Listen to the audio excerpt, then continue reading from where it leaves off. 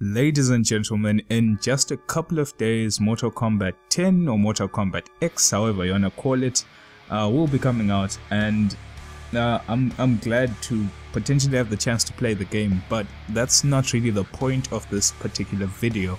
This is just going to be a little bit of some pre-launch speculation. There are just a few minute details that haven't been said out explicitly, and I thought I might as well bring them up to the public. Just a few weeks, or should I say a few days ago, there was a stream in which the NetherRealm's producers and streaming community decided to put up a stream, of course, with all the characters. They showed the entire roster of the game. All fair and fine. Some people were happy about the current roster, some people were sad, some people just didn't care, or whatever. That's not really the point. But the point was that within what they called the final roster, they showed all the fighters that you'll be able to choose and Goro. Now, the thing that I picked up from this was there was something that just didn't make sense.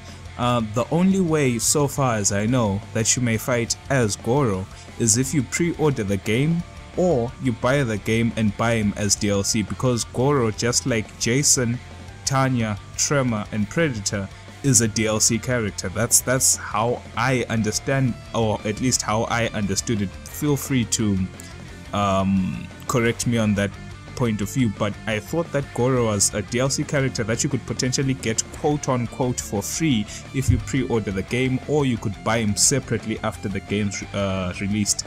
Now, if I'm correct on that part, if we all agree that Goro is some sort of DLC with the way of obtaining, whether it be through cash or pre-order, that would mean the current spot that Goro's portrait is on will either be empty or have another character altogether.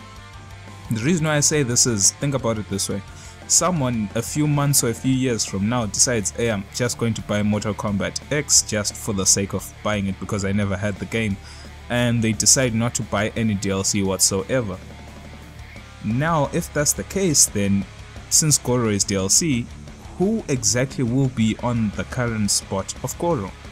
This is why I bring up the question of, will they be a secret character that you'll unlock in story mode?